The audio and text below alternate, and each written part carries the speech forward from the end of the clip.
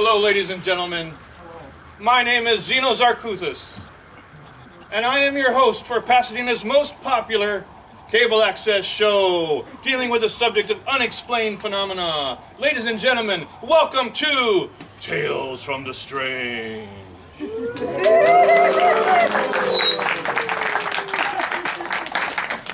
Mystery, the unexplained, what is out there? Are we being watched? Who built the pyramids? Or Mars? Through this show, we will begin to answer these questions, and only then can we explore the furthest reaches of the cosmos and the deepest realms of the mind. But before we get started, I would like to thank our house band, Iceman Myth Explosion!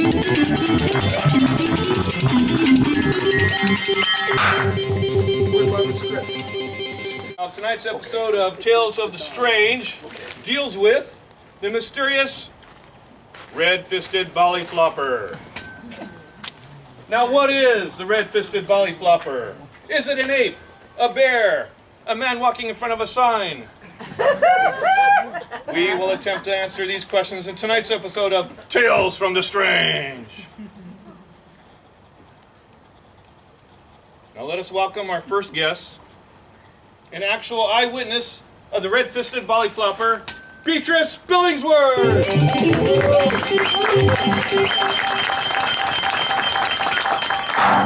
And her grandson Preston!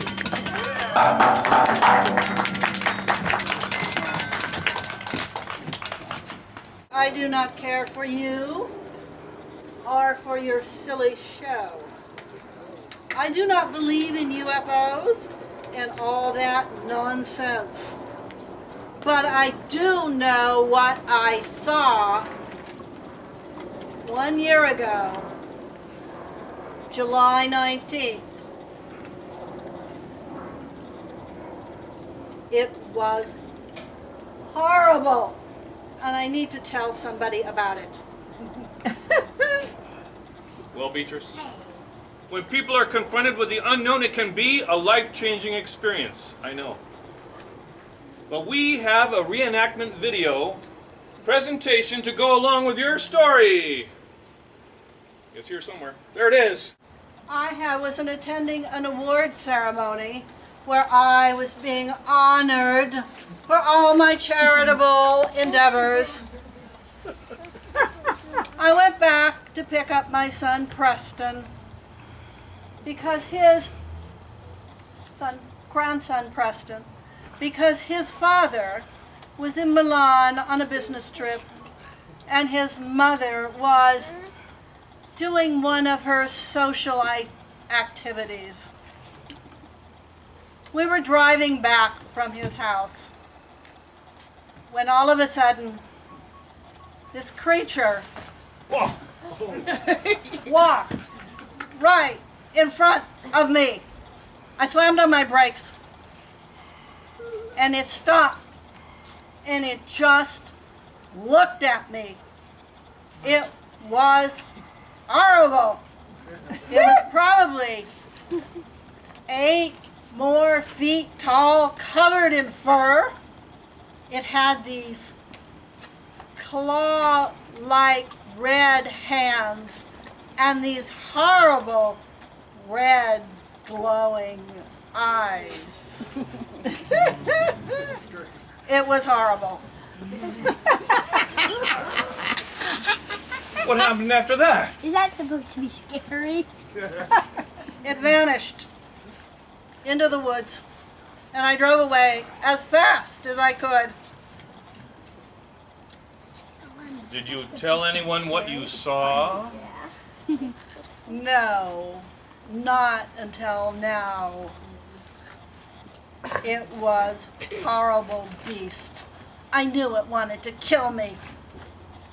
Somebody should do something about these horrible, horrible creatures. Let me tell you what I think about the Red Fisted Bolly Floppers. They are Bigfoot-like creatures, with red fists. They are very cool, not scary at all. Huh. Well, we must be going. Thank you, Beatrice Billingsworth.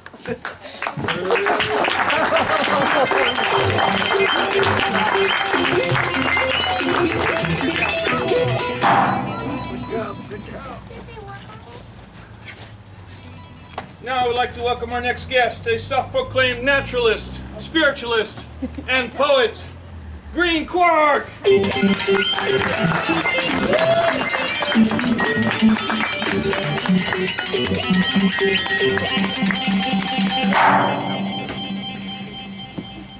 Nobody heard that.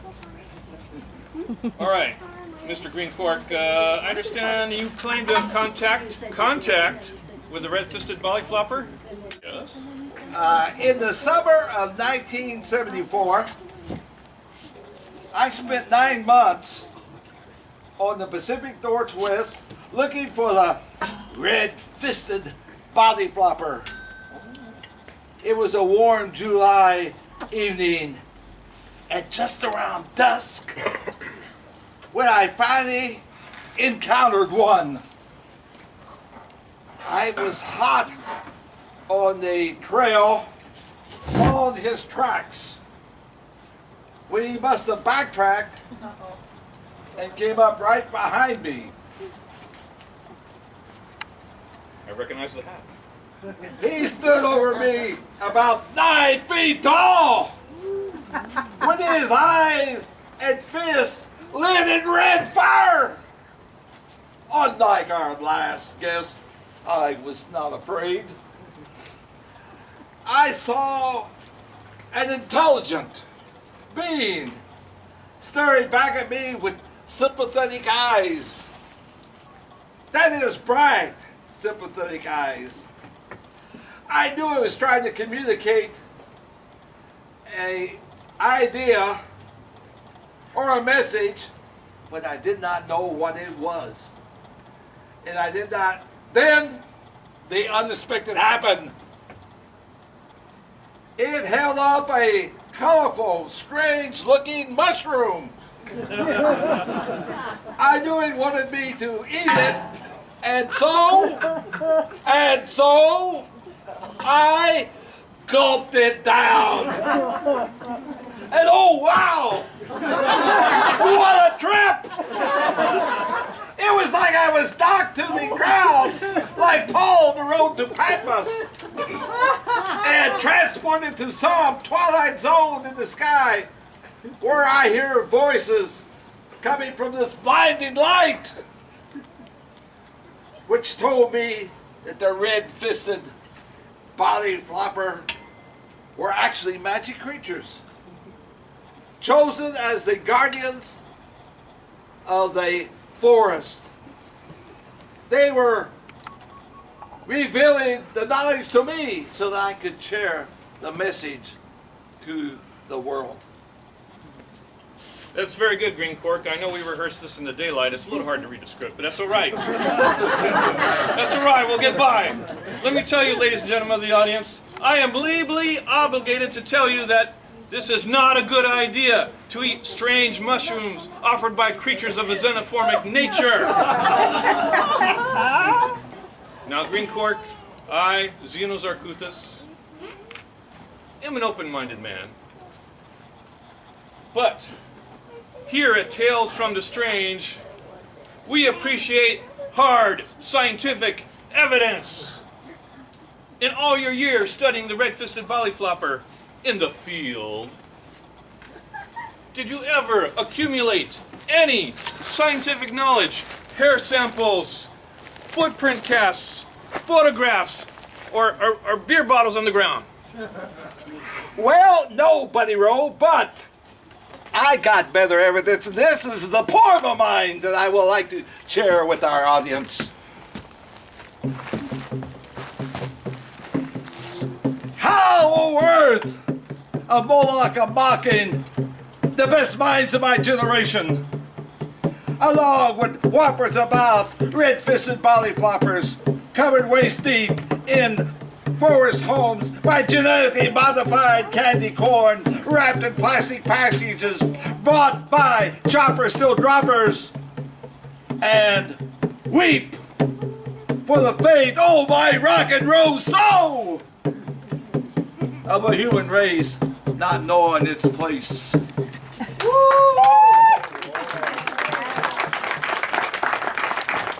Thank you, Green Court, for that inspiring and pretentious poem.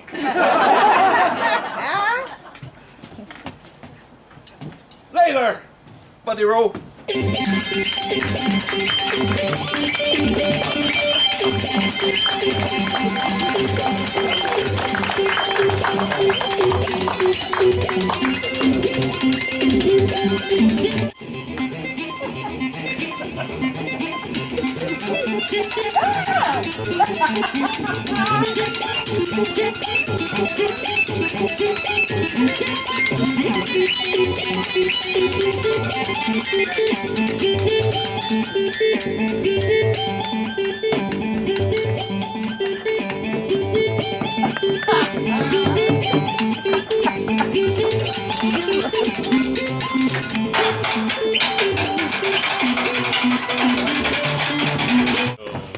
Watch that step, young lady. Thank you very much. Okay, now here at Tales from the Strange, we have for the first time an exclusive interview. That's right. By Skype video conference. Oh, yes. With one of the 5 wealthiest energy corporations in the world, Exron.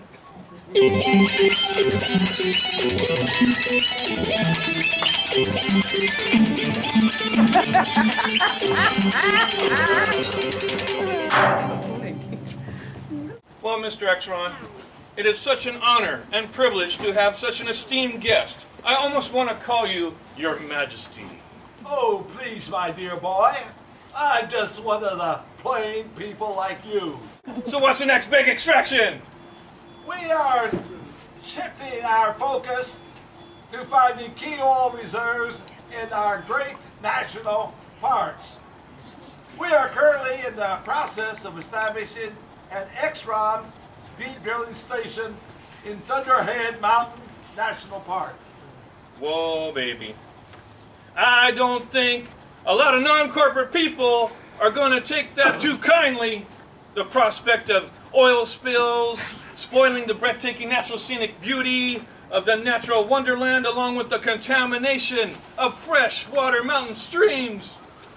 Tell me about it. We have already run into some major delays. We have had some problems with what we thought were eco-terrorists. Overnight, the heavy drilling equipment was destroyed by some great force, and I realized that a bunch of tree huggers, hippies, could not have caused this kind of destruction. Do you have any idea what these great forces might be? We all heard the legends of the Red Fisted Bolly Flopper, but I never took them seriously. I set out to stop whatever it was that was causing the damage by hiring a private strike team from Blackwater Security, who are known for using state-of-the-art surveillance, stealth equipment, top-grade military weaponry, and robotically enhanced armor. I spared no expense. Well, I must say that is certainly an unconventional approach to finding the Red Fisted Bolly Flopper. Yes, yes indeed, but a highly effective one. Well, you see, we have captured one. We now own a Red Fisted Bolly Flopper. What? What do you plan to do with it? I'm not comfortable with a creature of such scientific importance in the hands of private interests. And we will create a zoo complex and luxury hotel resort to house the entire red-fisted bolly flopper species, where people from all over the planet can marvel at one of the great wonders of the world.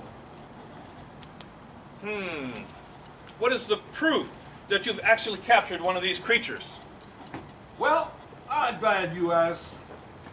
I had my special Blackwater operatives bring the beast right here to your very studio. I will reveal what we here at Exron have to show the world right here on your show, Tales from the Strange. I would like to welcome Commander Starcrawl on the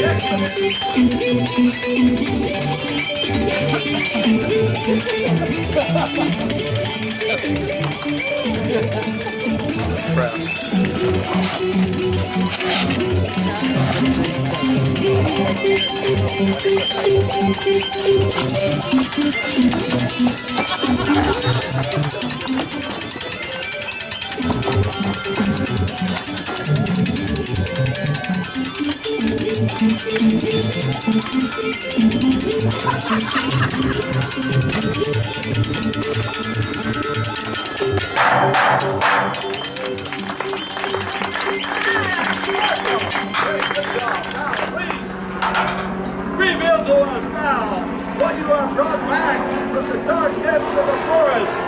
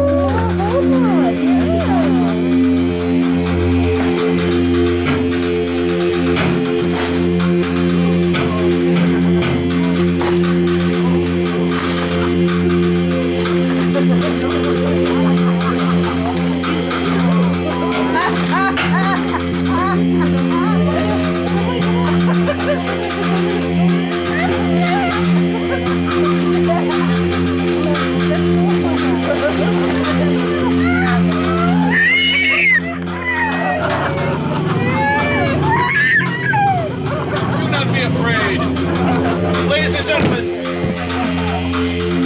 the Red Fisted Bolly Flopper on our very own set.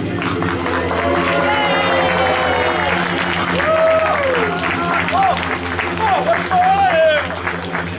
Seize this monster, you incompetent or you're all terminated!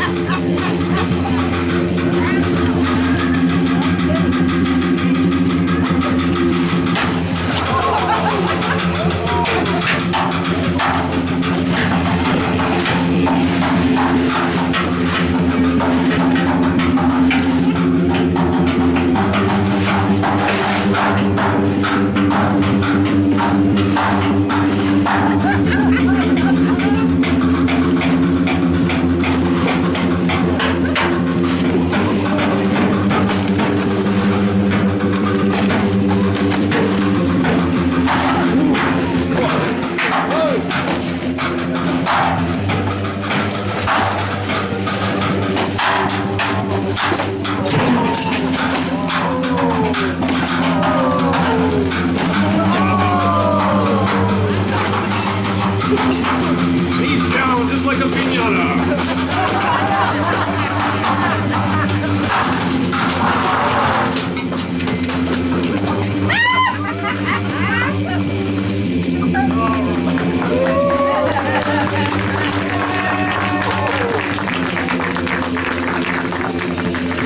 Bolly Flopper, look at you that way.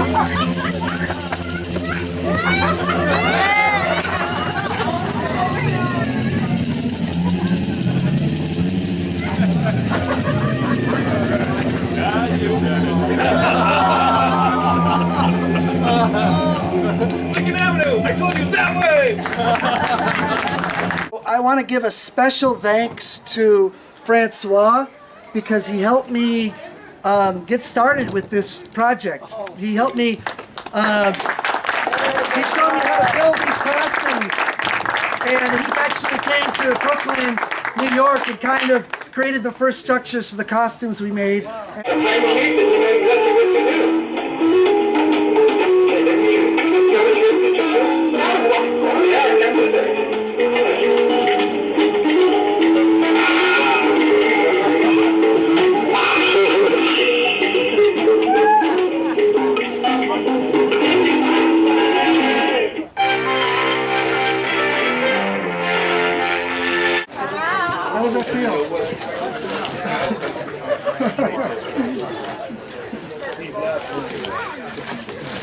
looks like I lost a finger.